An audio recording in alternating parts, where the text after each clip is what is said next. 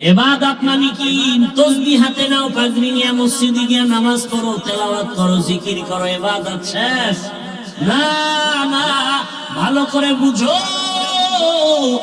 মানুষ তোমার জীবনের প্রতিটি মুহূর্তে আল্লাহর হুকুমকে মেনে চলার নাম ইবাদত।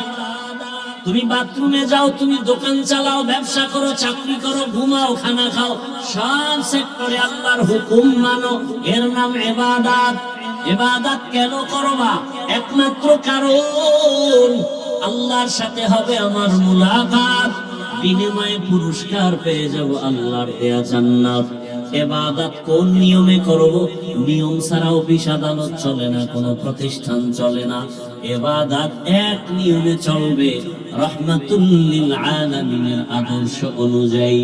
দুনিয়াতে আর কারো আদর্শ মানা যাবে না। যাবে? আরে যাবে কেমনে? দুনিয়ার সব আদর্শ হলো নাপাক, একমাত্র রহমতের নবীর আদর্শই হলো পাক। রহমতের নবীর আদর্শ পাক কেন? রহমতের নবী জীবনে ভুলেও কোনোদিন মিথ্যা কথা বলেননি, কাউকে একটা গালি দেন নাই, হাজারো গালি শুনছেন, একটা গালির জবাব পর্যন্ত দেন নাই। কেমন রহমতের নবী! মক্কা নগরীর নাপাক মানুষগুলোকে পবিত্র বানায় দিলেন। এতটা পবিত্র হয়ে গেল মক্কার মানুষ, আল্লাহ তাআলা জান্নাতের সুসংবাদ পাঠায় দিলেন জিবরাইলের মাধ্যমে। রহমতের নবীর আদর্শ ১৫০০ বছর পরেও আজ আমরা চোখের সামনে দেখতেছি। রাত্র ১২টা-১টা পর্যন্ত শীতের মধ্যে আমি আশ্চর্য হয়ে গেলাম। আমার প্রিয় ভাই হাবিব জিজ্ঞাসা করতে চেয়েছিলাম, এই শীতের মধ্যে তুমি পরে কাপড় দাও নাই কেন? আমি একা একা ভাবলাম, এরপরও মানুষ সব দাঁড়ানো, কেউ বসা, বসার বিছানাটাও সুন্দর না, খানারও চিন্তা নাই, কারোর মধ্যে ঘুমেরও কোনো পেরেশানি নাই, কোনো পেরেশানি নাই। কেউ বসা আছে নরমাল বিছানায়।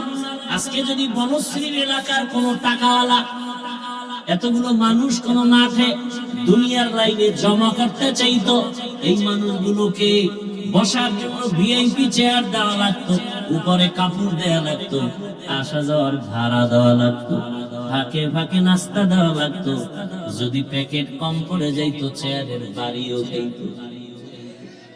আবার এই মানুষগুলোকে নিয়ন্ত্রণের জন্য কত পুলিশরা, প্রশাসন লাগতো। কথা ঠিক নেই? আপনারা যারা এই ঠান্ডার ভেতরে বসে আছেন, আরশে আজিমের মালিক তাকায় দেখতেছেন, এরকম একটা মজলিস আরশে আজিমের ফেরেশতা নিয়ে আল্লাহ মিলা রাখছেন। আর আল্লাহ ঘোষণা করেছেন, এই মাঠে যেই মুসলমান মুমিন বসে আছে, আল্লাহ বলেন ফেরেশতারা সাক্ষী থাকে, জীবনের সব গুনাহগুলো মাফ করে দিল। ইবাদত হবে নবীর আদর্শ অনুযায়ী। নবীর আদর্শে ব্যবসা করো, বাধা নাই, ইবাদত। নবীর আদর্শ মেনে চাকরি করো, বাধা নাই, ইবাদত। নবীর আদর্শ মেনে ঘুমাও, কোনো বাধা নাই, ইবাদত। নবীর আদর্শ ঠিক রেখে তুমি হাসো, বাধা নাই, ইবাদত। নবীর আদর্শ মেনে কাঁদো, বাধা নাই, ইবাদত। নবীর আদর্শ মেনে তুমি যা করবা সব ইবাদত। এই নবীর আদর্শ পেতে হলে কোরআন হাদিস ধরো, কোরআন হাদিস বুঝতে হলে উলামায়ে আহলে হকের সোহবতে যাও।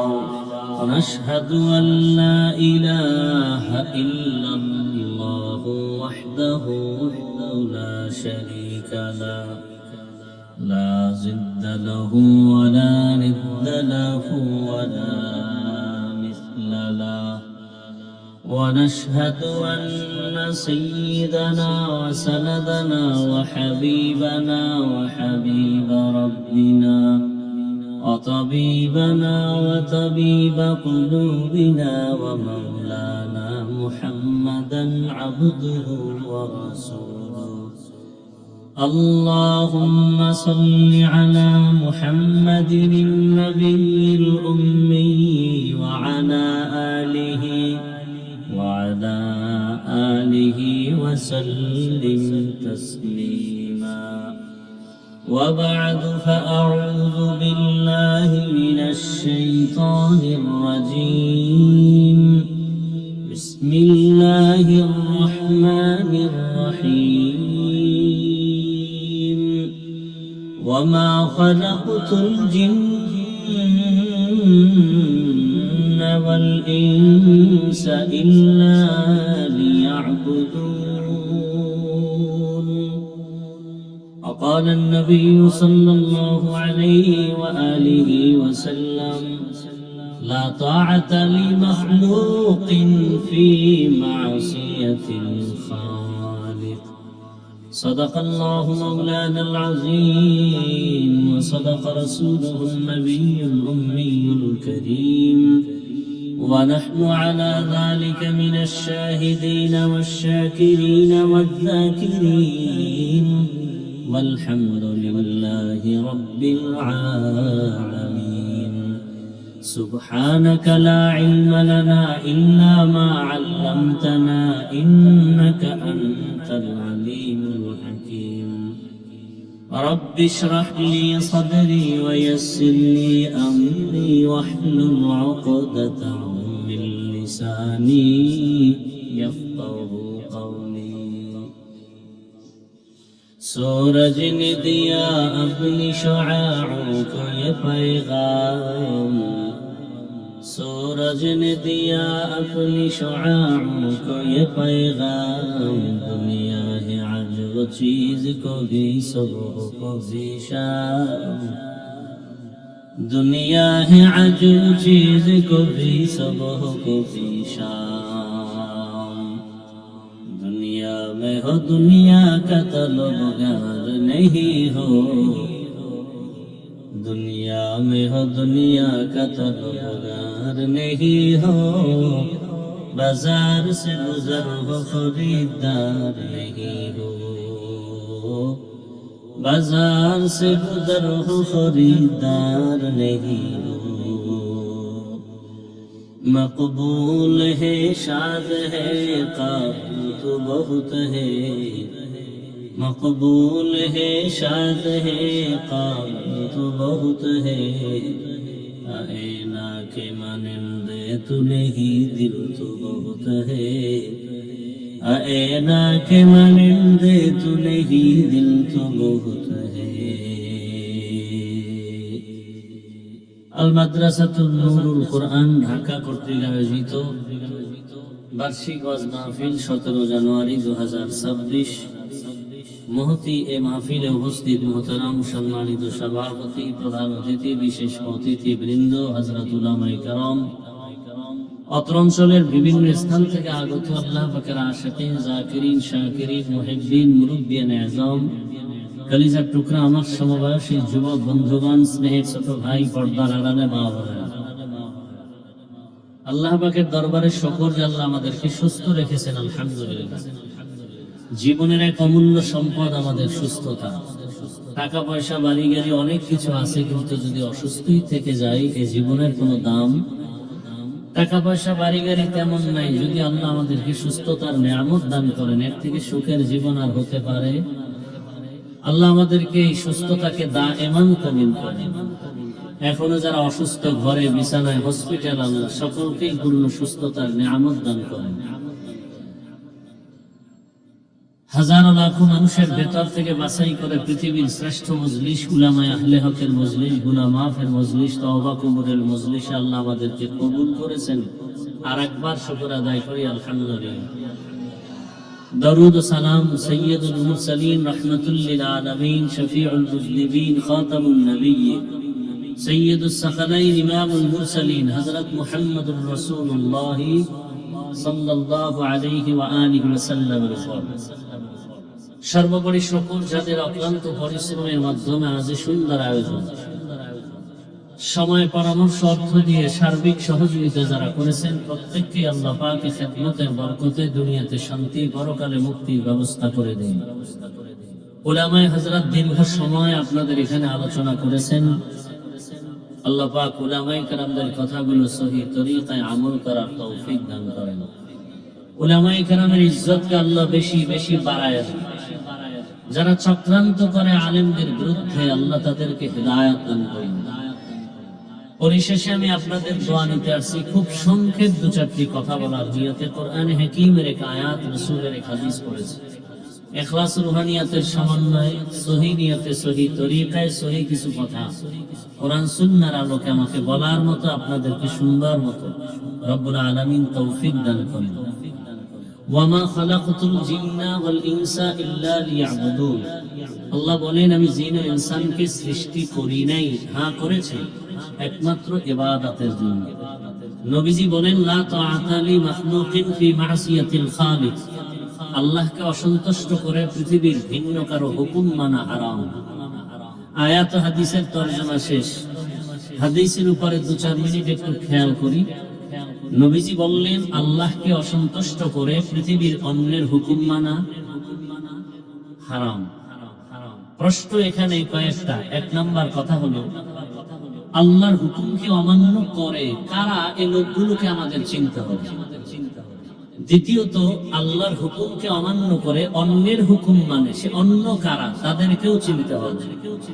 3 নাম্বার কথা হলো, আল্লাহকে অসন্তুষ্ট করা যাবে না, দুনিয়ার অন্যকে বেজার করা যাবে, আল্লাহকে অসন্তুষ্ট করা যাবে না। কেন?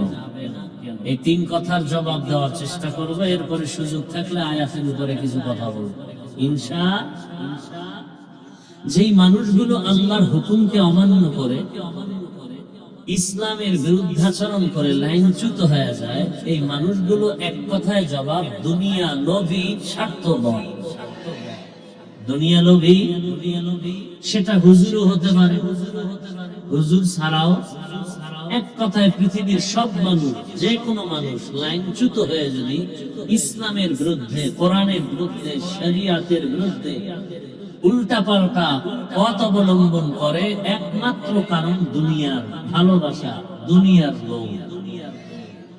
এ কারণে রাসূল ভিন্ন হাদিসে বলছেন, আলান নবী সাল্লাল্লাহু আলাইহি ওয়া আলিহি ওয়াসাল্লাম, হুব্বুদ দুনিয়া রাসু কুল্লি খাতিআ। দুনিয়ার লোভ, ভালোবাসা সব ধ্বংসের কারণ। সব ধ্বংসের কারণ কি? দুনিয়ার লোভ।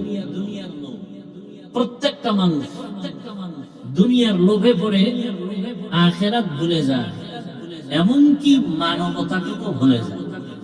কিসের লোভে? আপনারা দেখেন আমার দেশে এখন আর ইন্ডিয়া, আমেরিকা যেতে হবে না, সব উদাহরণ আমার সোনার বাংলা। সন্তান মাকে মেরে ফেলে, আছে না নাই? কিসের লোভ? দুনিয়ার লোভ। এই লোভ 3 প্রকার। কত প্রকার? হুব্বে যা, হুব্বে মাল, হুব্বে নিসওয়ান। সম্মান বা ক্ষমতার চেয়ারের লোভ। কিসের লোভ? ক্ষমতার চেয়ারের লোভ। দ্বিতীয় লোভ হলো সম্পদের লোভ, টাকার লোভ। তৃতীয় হলো যৌবনের লোভ। দুনিয়ার প্রতিটি মানুষ যদি দেখেন লাইনচ্যুত হয়ে যাচ্ছে, 3 লোভের কোন এক লোভে আক্রান্ত হয়েছে। ইতিহাস কোরআনে যাদেরটা আছে তো বিরল। ফেরাউন, নমরুদ, হামান, কারুন, সাদ্দাত। ফেরাউন ধ্বংস হলো কেন? ক্ষমতার চেয়ারের লোভ। কারুন ধ্বংস হলো কেন? টাকার লোভ। আমাদের দেশের তাসলিমা নাসরিন ধ্বংস হলো কেন? যৌবনের লোভ। কি এই তো শুধু এতটুকু না, এই মাঠের মধ্যে এই 3টা লোভে আক্রান্ত ব্যক্তি এখানে আছে না নেই? যারা তসবিহ হাতে নিয়ে দোয়া ইউজ করতেছে, ভোটের আগের রাত্রে বিক্রি হয়ে যাবে। কিসের লোভ? টাকার লোভ। কয় টাকা পাবে? বাজারে আপনাদের বনশ্রী কোন এক বাজারে গেলে একটা ভালো মানের মুরগি কিনলে 800 থেকে 1000 টাকা দাম। ভালো মানের একটা ছাগল কিনলে কত? 15 থেকে। একটা গরু কিনলে 1 লাখ প্লাস। কথা ঠিক না? আর আমার সোনার বাংলার আশরাফুল মখলুকেরা ভোটের আগের রাত্রে বিক্রি হবে বাজার দরে 500 টাকা। বুঝা গেল ছাগলের দামেও নেই। ছাগলের থেকেও খারাপ, একটা গরুর চেয়েও খারাপ, একটা কুত্তার চেয়ে খারাপ। দলিল চাও, দলিল নাও। সূরা আরাফ 9 পারা। ওয়ালাকাদ যারানা লিজাহান্নামা কাসীরাম মিনাল জিন্নি ওয়াল ইনস লাহুম কুলুবুন লা ইয়াফকাহুনা বিহা ওয়া লাহুম আ'য়ুনুন লা ইউবসিরুনা বিহা ولهم آذان لا يسمعون بها أولئك كالأنعام بل هم أضل أولئك هم الغافلون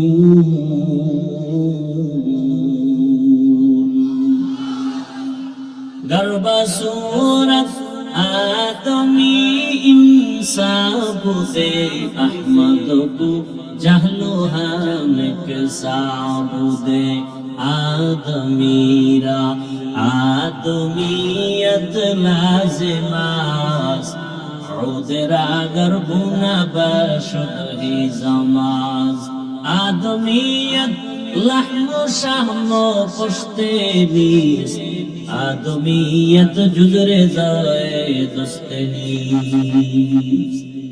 আল্লাহ বলেন অধিকাংশ মানুষ জাহান্নামে যাবে কম না বেশি অধিকাংশ মানুষ জাহান্নামে যাবে কেন আল্লাহ বলেন আমি তাদের গবেষণা করার মতো কল্প দান করেছি কিন্তু মানুষ গবেষণা করে না গবেষণা করবে এত সুন্দর আসমান কে সৃষ্টি করেছেন এত সুন্দর মানুষ কে বানিয়েছেন এত সুন্দর সূর্যের আলোকে দিতেছেন চাঁদের আলোকে দিতেছেন এত সুন্দর জমিন কে সৃষ্টি করেছেন গবেষণা করে করে বান্দা ওই আল্লাহর কাছে মাথা নত করবে বান্দা গবেষণা করে না আমি আল্লাহ চোখ দিলাম দেখার জন্য মা বাবারে মন ভরে দেখো সওয়াব বলে দেখে না আল্লাহর কোরআন খুলে খুলে তাকায় তাকায় দেখো সওয়াব বান্দা কোরআন খুলে তাকায় দেখে না আলেম দেখো সওয়াব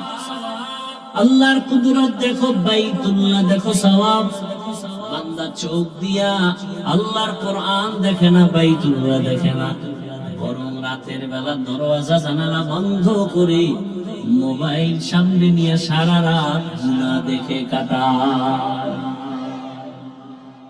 আমি আল্লাহ এদেরকে কান দিলাম শোনার জন্য কিসের আওয়াজ শুনবে বলে আযানের আওয়াজ তেলাওয়াতের আওয়াজ উলামায়ে কেরামের আওয়াজ ইসলামের আওয়াজ কিন্তু বান্দা শুনে শুধু গানের আওয়াজ গীবতের আওয়াজ মিথ্যা আওয়াজ আল্লাহ বলেন উলাইকা কাল আনআম চতুষ্পদ জন্তু বাল হুম আদাল আল্লাহ বলেন এই চতুষ্পদ জন্তু থেকেও তারা খারাপ উলাইকা হুমুল গাফিলুন তারা জাহান্নামী পশু বিক্রি হয় টাকায় অমানুষ বিক্রি হয় টাকায় মানুষ কখনো টাকায় বিক্রি হতে পারে না এই কারণেই তো ঝামেলা পৃথিবীতে আপনারা জানা থাকলে বলেন তো আল্লাহর ঘর মসজিদ থেকে দামি জায়গা কোনটা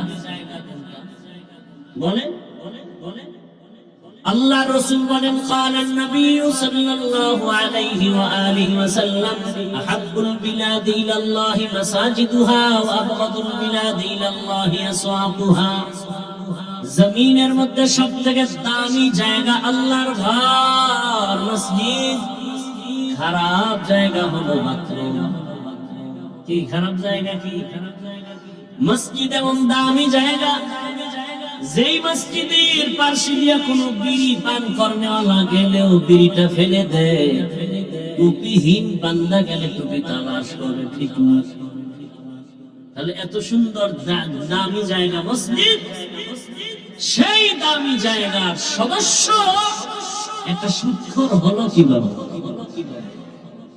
যেই সুদের গুনাহ আপন মায়ের সাথে অল টাইম জিনার গুনাহ সে কিভাবে আল্লাহর ঘরের সদস্য হয় আপনাদের কারণে আপনারা আবার তার থেকে টাকা খাইছেন না ভোটের আগে 500 টাকায় বিক্রি হয়ে গেছেন কিছুদিন পরে দেখি মেয়ের উপরে হামলা স্ত্রীর চরিত্রের উপরে হামলা চিৎকার দেয় বলে খবরদার চিৎকার দিবি না 500 টাকায় সব কিনে নিছি না চিল্লাও কেন কথা বলেন না কেন? জনগণ যদি হারামি হয়, নেতাও হারামি হয়। আপনারা চেয়ারম্যান থেকে এমপি প্রার্থী থেকে ভোটের আগে খান, তো সে দিতে দিতে নাই, বলে বউ বিক্রি করে দে। তো পরে আমি কি করবো? আমাকে বরাদ্দ যা আসবে পরে তুমি খাবা। এবার চেয়ারে বসে এমপি খায়, চেয়ারম্যান খায়, মেম্বার খায়। ওদের গালি দেওয়ার আগে নিজেকে গালি দাও, কারণ ওরা আগে খাইছে না, জনগণ আগে খাইল। জনগণ আগে খাইয়া ওদেরকে শিখাইলো তোমরাও খাইও। আমালুকুম হুম্মালুকুম। জনগণ যেই চরিত্রের হবে ওদের নেতারাও সেই চরিত্রের হবে। এজন্য আপনাদের চরিত্র পরিবর্তন করতে হবে। যুবক, তোমাদের জীবনকে পরিবর্তনের এক বার্তা দিয়ে রক্তের ফোঁটা জমিনে ফেলে চলে গেল, গোটা দুনিয়াকে আলোড়িত করে গেল, আর বলে গেল টাকায় পশু বিক্রি হয়, অমানুষ বিক্রি হয়, আমি আদি টাকায় বিক্রি হয়নি। আর তুমি 500 টাকার জন্য পাগল হয়ে গেছো। ওই ছেলেটা রাস্তা দিয়ে হাঁটে, মানুষ ইচ্ছে করে এসে টাকা দেয়। এই যুবকরা দেখো নাই, 50,000 টাকার মানদিন, মরণের পরে অ্যাকাউন্ট চেক করা হলো কোটি কোটি টাকা। তোমরা বলো ফেসবুকের গোলামি তোমরা করো, বলো দেখো নাই? ও কোনদিন কি লাইভে এসে বলছিল আমাকে টাকা দাও? কথা বলো যুবক বাবারা। তাহলে তোমার চরিত্র এত নষ্ট কেন? সারা রাত মোবাইলে অপরাধ করবে, এমবি নাই। কোথায় পাবে এমবি? চিন্তা ভাবনা করলো অনেকক্ষণ, কই পাই টাকা, কই এমবি। সিদ্ধান্ত নিল এক পর্যায়ে মায়ের মানিব্যাগ, বাবার মানিব্যাগ চুরি করবো। তাই করলো। মা বাবা তোমাকে কথাগুলো বলতে ভয় পায়, কারণ তুমি যদি মা বাবাকে মারো, আমার সোনার বাংলা তো সেই সংস্কৃতি চলতেছে, সন্তান মাকে মারে, ছাত্র শিক্ষককে মারে। যেই সন্তান মা বাবাকে ভয় পাবে, এখন উল্টো মা বাবা সন্তানকে ভয় পাবে। শিক্ষককে ছাত্র ভয় করবে, আর এখন শিক্ষক ছাত্রকে ভয় করে। আবার সে কুলাঙ্গারেরা বন্ধুদের সাথে গর্ব করে বলে, জানো আমার আব্বু আম্মু না আমাকে অনেক ভয় করে। বলে না? বলে না? ভালো করে লেখো, ঘরের দরওয়াজায় বাধাই করে টানায় রাখো। একটা মা সন্তানকে ভয় করতে পারে না, বরং ভালোবাসার আঙ্গিকে কপালে চুমু খাবে। কিন্তু সেই মা কখন সন্তানকে ভয় পায়? কোন সন্তানকে ভয় পায়? সমাজের চরিত্রহীনা বেয়াদব সন্তানকেই মা বাবা ভয় পায়। একটা শিক্ষক ওই ছাত্রকে ভয় পায় যেই ছাত্র পুরা প্রতিষ্ঠানের মধ্যে চূড়ান্ত চরিত্রহীন আর বেয়াদব। ভদ্র নম্র চরিত্রবান সন্তানকে কোনদিন মা বাবা ভয় পায় না, শিক্ষকেও ভয় পায় না। তো তোমার চরিত্র এত নষ্ট, মনে হয় মা বাবা বলতে চায় চাকার তলে পড়ে এত মানুষ মরে, আমার চরিত্রহীনটা মরে না কেন? তোমার কারণে মা বাবা লজ্জায় মুখ দেখাতে পারে না সমাজে মানুষের কাছে। তোমার চরিত্র এত দুর্বল কেন? অনুরোধ করি, এখনো সময় আছে, ঘুরে দাঁড়াও, মোবাইলটা ফেলে দাও, নতুন করে দাঁড়িয়ে যাও। ডাক্তার হও, ইঞ্জিনিয়ার হও, প্রফেসর হও, তবে বেয়াদব হয়ে যাও। তোমার জীবন আরো সুন্দর হবে। এক ব্যক্তি homeopathic doctor, এমবিবি homeopathic doctor Zakir Naik, সারা দুনিয়ার মানুষ তাকে চিনে না। হ্যাঁ, এমবিবিএস ডাক্তার, দুনিয়ার সবাই চিনে। টাকার গরমে, ক্ষমতার গরমে, হ্যাঁ, বরং সুন্দর চরিত্র আর নৈতিক আদর্শের কারণে। তুমি কবি নজরুলের গুণগান গাও, তোমার মতো সারা রাত মোবাইলে অপরাধ করলে কবি নজরুলের ইতিহাস রচিত হতো না।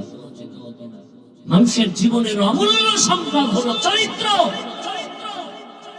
এজন্য বলি যুবক, তোমার লাইনে জীবনে আলিফ বাতাও মাদ্রাসায় গিয়া পড়ে নাই, জেনারেল লাইনে পড়ুয়া যুবক স্কুল কলেজে পড়ে, নামাজ পড়ে, দাড়িওয়ালা নাই। তুমি নিজেকে প্রশ্ন করো, তুমি পারো না কেন? তোমার মতো জেনারেল লাইনের মানুষ, doctor, professor, engineer, OC, DC SP, 5 ওয়াক্ত নামাজ আছে না নাই? আমি এখানে বলবো না তুমি তাবলীগে গেলা না কেন জাহান্নামে যাইবা, পীরের কাছে গেলা না কেন জাহান্নামে যাইবা। আমি ওই কথার বয়ান করতে আসি নাই, আমি আসছি তুমি জেনারেল লাইনে থেকে ডাক্তার হও, তবে সর্বোচ্চ সম্মানের জীবন তুমি ধারণ করো। কারণ আমার দেশে আলেম ওলামা পীর মাশায়েখের অভাব নেই, আলহামদুলিল্লাহ। আমার দেশে আদর্শ ডাক্তারের অভাব, আদর্শবান ইঞ্জিনিয়ারের অভাব, আদর্শবান প্রফেসরের অভাব, ওসি ডিসি এসপির অভাব।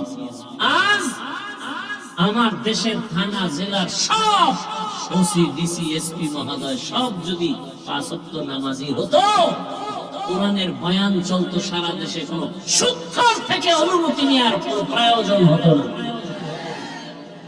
বস করবে, কোরআনের বয়ান করবো, মানুষকে আবার অনুমতি নিতে হবে। এজন্য আমাদের হাতের কামাই গুনাহের কারণে আমরা বিপাকে পড়ে আছি। সবকিছুর মূলে কি? দুনিয়ার লোভ, যৌবনের লোভে, ক্ষমতার লোভে, টাকার লোভে কথার ব্যালেন্স হারিয়ে ফেলবে। সকালে এক কথা, বিকালে আর এক কথা। কথা ঠিক না? আল্লাহ হেদায়েত দান করুন। এজন্য রাসূল বলেন, আল্লাহকে অসন্তুষ্ট করা যাবে, দুনিয়ার সব অসন্তুষ্ট হয় হোক কেন, দুনিয়ার সব স্বার্থপর, কেউ আপন না, একমাত্র আপন কে? কেমন আপন তিনি? আমার আল্লাহ কেমন আপন? দুনিয়ার মা বাবা, দুনিয়ার ভাই বোন, আমার আপনজন এত সুন্দর আমার উপকার করে নাই। দয়াময় রব্বুল আলামিন যে উপকার আমার আপনার করলেন, কেমন রহমতের দয়ার নজর দিয়ে আল্লাহ আমাকে বড় বানাইলেন। দুনিয়ার মানুষ এতটা স্বার্থপর, মানুষকে দেয় না, দেয় না, দেয় না, যতটুকু দেয় তাও খোটা দেয়। আবার স্বার্থে আঘাত লাগলে এমনকি দল থেকে নাম কাটে না, কল্লা পর্যন্ত কেটে দেয়। আর আমার আল্লাহ যদি স্বার্থপর হইতে, আল্লাহ দেয়া জমিনে বসবাস করে আমরা আল্লাহর দেয়া পানি, আল্লাহর দেয়া সূর্যের আলো, চাঁদের আলো, পানি বাতাস, জমিনের ফসল, গাছের ফল, সব নিয়ামত ভোগ করার পর যেই পরিমাণ গুনাহ করি আমরা, মানুষ বলে হাফিজুর রহমান অনেক ভালো, আল্লাহ বলেন আমি জানি তুমি সারা রাত মোবাইলে গুনাহ করো। আমি আল্লাহ জানি গুনার কারণে তোমার হাত না পাক, তোমার চোখ না পাক, জিহ্বা না পাক, অন্তর না পাক। আমি আল্লাহ তোমার এত নিয়ামত দেওয়ার পরেও যে তুমি আমার সাথে গাদ্দারি করো, আমি আল্লাহ স্বার্থপর যদি হইতাম পানি বন্ধ করে দিতাম, বাতাস বন্ধ করে দিতাম। আমি আল্লাহ কিছুই বন্ধ করি নাই, বরং আমি আল্লাহ তোমাকে মায়া রহমতের দরজা দিয়ে ডাকতেছি, আসো। ফজরের নামাজে ডাক দাও, ইমাম মুয়াজ্জিন ডাক দাও, তুমি ফজরের হাজিরায় দাও নাই। আমি আল্লাহ আবার বেজার না হইয়া জোহরে ডাক দিলাম, মুয়াজ্জিন ডাকে আসো, হাইয়া আলাল ফালাহ। জোহরের হাজিরায় তুমি যাও নাই রে গোলাম। আসরে আবার ডাক দেয়া হলো, তুমি যাও নাই। মাগরিবে আবার ডাক দেয়া হলো, যাও নাই। আল্লাহ বলেন আমি রাগ করি নাই। আবার এশার নামাজে ডাক দেয়া হলো, তুমি যাও নাই। তোমার ব্যবসা বন্ধ করতে বলি নাই, চাকরি বন্ধ করতে বলি নাই, লেখাপড়া বন্ধ করতে বলি নাই, সব ঠিক রেখে 5 বেলার হাজিরা দেও। বান্দা তুমি যাও নাই। আমি আল্লাহ তোমার উপরে রাগ না, বরং তুমি আমার হাজিরায় না গিয়া আরো কত বাজে মন্তব্য করে চলো।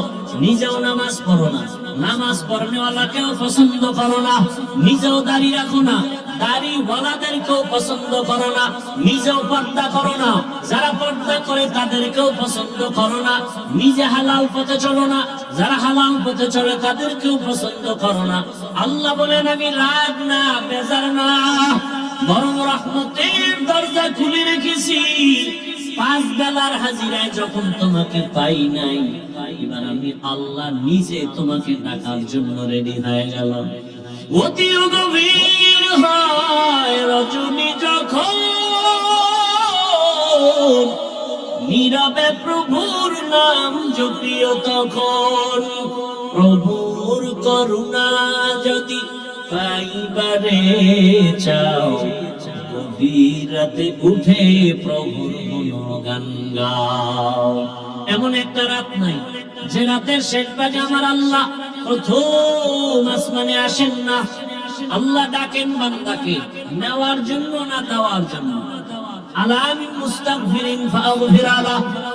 ও বান্দা, গুনাহ করেছো, পাহাড় পরিমাণ গুনাহ করেছো, এর থেকে আমার রহমত আরো বড়।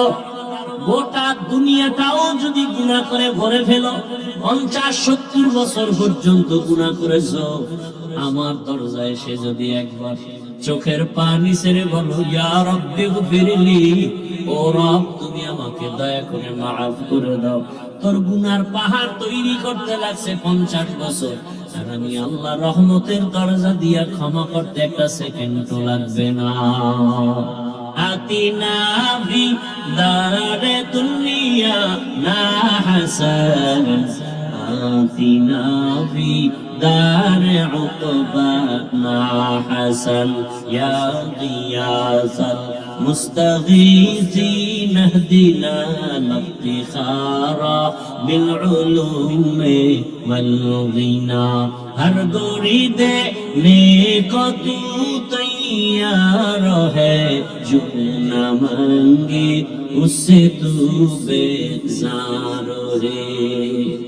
আল্লাহ বলেন আমি মানুষ বানানোর ইবাদত। ইবাদত মানে কি? তাসবিহ হাতে নাও, পাগড়ি নিয়ে মসজিদে গিয়ে নামাজ পড়ো, তেলাওয়াত করো, জিকির করো, ইবাদত শেষ? না না, ভালো করে বুঝো,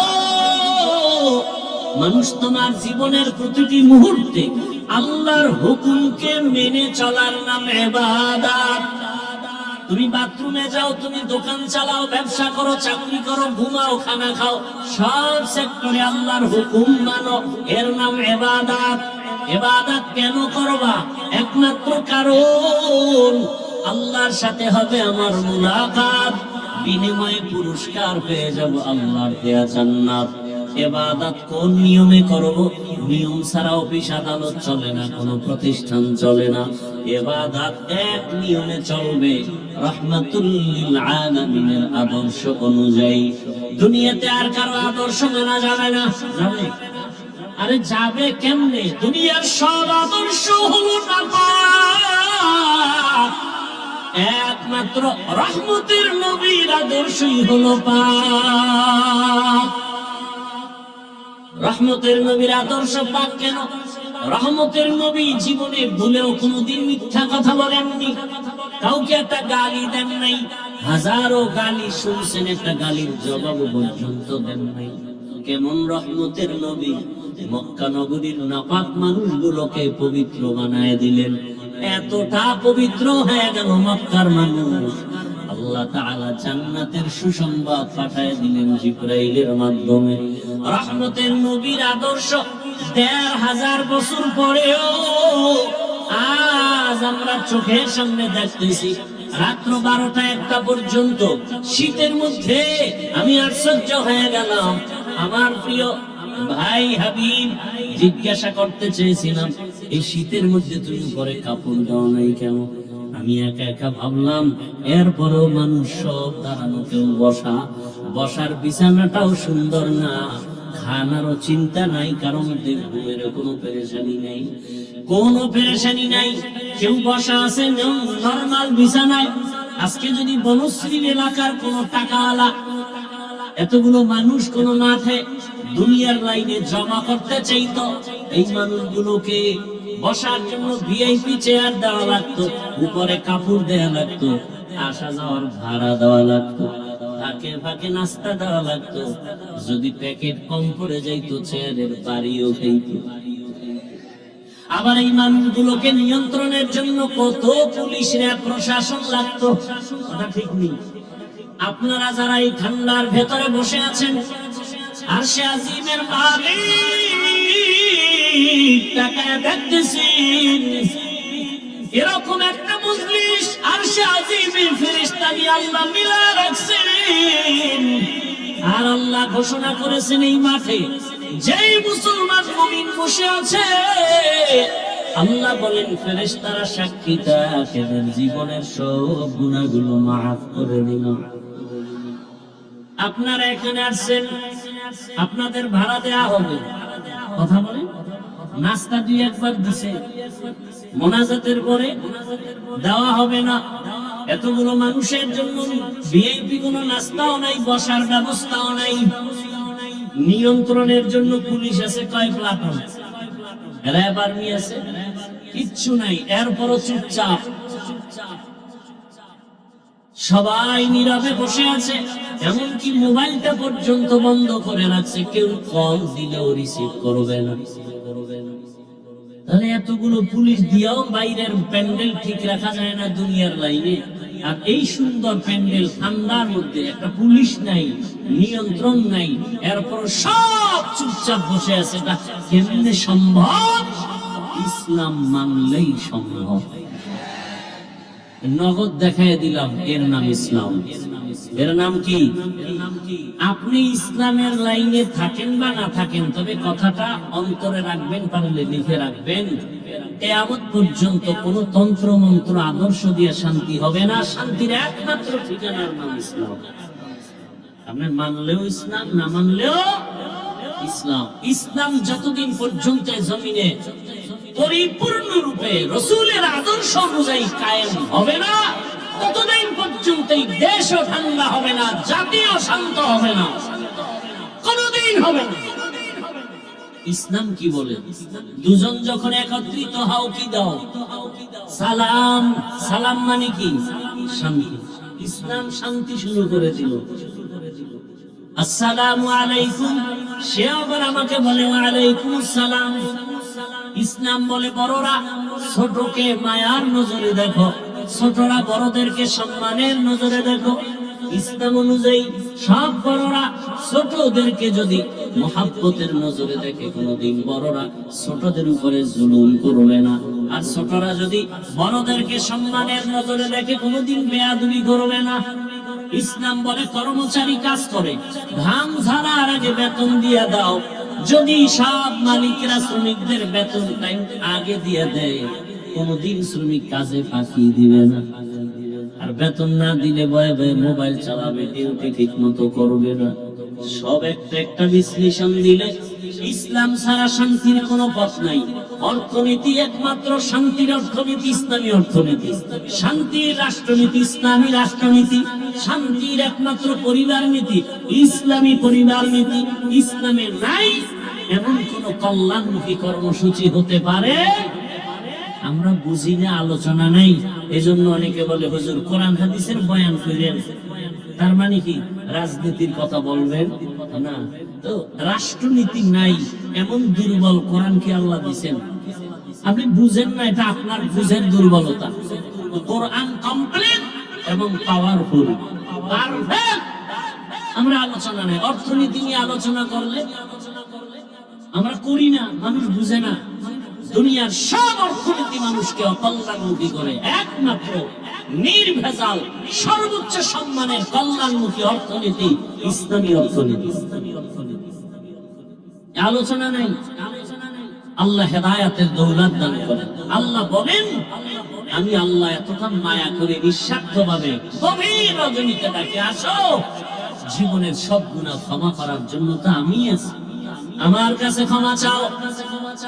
উল্টা পাল্টা পথে চলিয়া কই নমরুদ, কই সাদ্দাত, কই ফিরাউন, কই হামান, কই কারুন, কই আবু জাহাল। এরে ভাই, চোখের সামনে তাকায় দেখেন, আমরা যারা রাসূলের আদর্শ নিয়ে এখনো চলি, আলহামদুলিল্লাহ, আমাদের মতো এখনো কেউ সম্মানে নাই, শান্তিতে নাই। চেয়ারম্যানের চেয়ারের মেয়াদ শেষ, এমপি সাহেবের মেয়াদ শেষ, আর আমাদের চেয়ারের কোনো মেয়াদই নেই। আছে কোনো মেয়াদ? আরে ভাই, আপনি তো দল কইরা এবার নেতারে যখন চেয়ারে বসায় দেন, এবার দেখা করতে গেলে কত সিরিয়াস। হ্যাঁ, আর আমরা কোন দল বুঝি না। আল্লাহর দ্বীনের উপরে রাসূলের আদর্শ নিয়ে চলার কারণে কে কোন দলের লোক জানা নাই। এমপি সাহেব দেখলেই কয় হুজুর নাম শুনছি, দেখা হলো, দোয়া করলেন। টাকা দিয়ে কিনা যায়।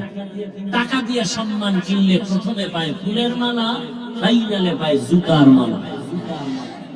আর আল্লাহর দেয়া সম্মান দুনিয়াতেও বাদশা, আখিরাতেও বাদশা। ওমা খালাকতুল জিন্না ওয়াল ইনসা ইল্লা লিয়াবুদুন।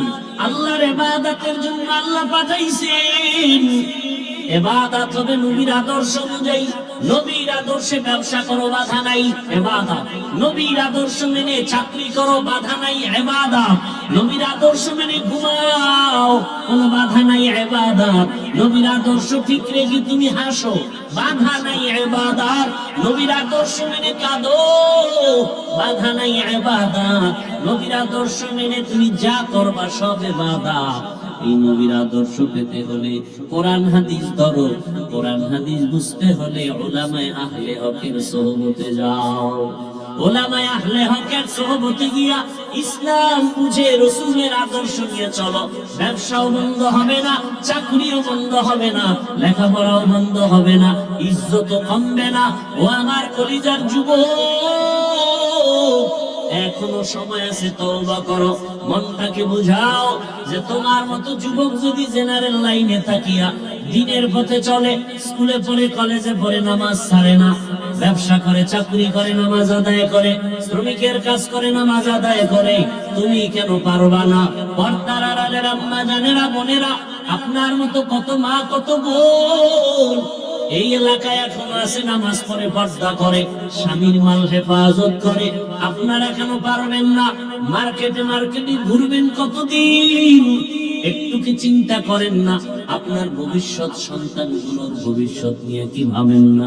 যদি ভালো আদর্শ সন্তানকে দিয়ে যেতে পারেন, সন্তানের সময় গর্ব করে বলবে, আমার আম্মু কত ভালো, আজান হলে নামাজে দাঁড়ায় যেত, বেগানার দিকে দৌড়ায় নাই, মোবাইলে গুনাহ করে নাই, মার্কেটে মার্কেটে ঘুরে নাই, কোরআন তেলাওয়াত করতো। আর আমাকে প্রায় সময় বলতো, বাবা মিথ্যা বলবা না, কারো ক্ষতি করবা না। বাবার আদর্শ সুন্দর, কোনদিন মায়ের সাথে খারাপ আচরণ করে নাই, বেগানার পেছনে দৌড়ায় নাই। মা বাবা এই সন্তানের দোয়া চলমান থাকবে। আর আল্লাহ না করুন যদি আপনি খারাপ চরিত্র নিয়ে কবরে যান, সন্তান এক সময় ধিক্কার জানাবে, আমি ভালো কেমনে হব? আমার মা বাবার চরিত্র তো ভালো ছিল না। আমার আম্মু মার্কেটে মার্কেটে ঘুরতো, আমার বাবাও মায়ের খোঁজ খবর রাখতো না, মোবাইল নিয়ে পড়ে থাকতো, নাই নামাজ, নাই তেলাওয়াত। ধিক্কার জানাবে সন্তান মা বাবাকে। অতএব অনুরোধ করে বলি, মা বাবা এখনো সময় আছে, তওবা করেন, আল্লাহকে বলেন, হে মালিক, জীবনে কত গুনাহ করেছি, আর করব না, নামাজ ছাড়বো না, বেপরদায় চলবো না, নবীর আদর্শ মেনে চলবো, সন্তানটাকে আদর্শ সন্তান হিসাবে গড়ব। যুবক বাবারা, বৃদ্ধ বাবাজিরা, এখনো সময় আছে, যুবক তওবা করো, আর নামাজ ছাড়বা না, দাড়ি কাটবা না, বেপরদায় চলবা না। উলামায়ে কেরামের পরামর্শ, মা বাবার দোয়া, শিক্ষকের দোয়া নিয়া নবীর আদর্শ মেনে চলবা। তওবা করার মতো যদি অন্তর তৈরি হয়, মুনাফিকি যদি না থাকে, খাঁটি তওবার নিয়তে দুটো হাত আল্লাহকে দেখায়া দেই। আয় আল্লাহ, হাতগুলো কবুল করে নেন, তওবা কবুল করে নেন, তওবার উপরে মজবুত হইয়া ইবাদত করার আমাদের তৌফিক দান করেন, আমিন। আলহামদুলিল্লাহি রাব্বিল আলামিন, والصلاة والسلام على سيد الأنبياء والمرسلين وعلى آله وأصحابه أجمعين. يا أرحم الراحمين، يا أرحم الراحمين، يا أرحم الراحمين، رب ارحمهما كما ربياني صغيرا. اللهم إنك عفو كريم تحب العفو فاعف عنا. اللهم إنا نسألك رضاك والجنة ونعوذ بك من سخطك والنار. اللهم إنا نعوذ بك من البرص والجنون والجذام وسيء الأسقام. اللهم ارحمني بترك المعاصي. দয়াময় রব্বুল আলামিন, গভীর রাত, খোলা আকাশের নিচে কুদরতের নজর দিয়ে দেখেন উলামায়ে কেরাম, মুরব্বি, হাজী সাহেব, কত ব্যবসায়ী, চাকরিজীবী, পর্দার আড়ালের মা বোনেরা, যুবক ছাত্ররা হাত তুলেছেন। আয় আল্লাহ, আমরা গুনার বোঝা নিয়ে হাজির হয়েছি, তওবার নিয়ত করেছি, আর গুনাহ করব না রে আল্লাহ। মেহেরবানি করে আমাদের জীবনের সব গুনাহগুলো মাফ করে দেন।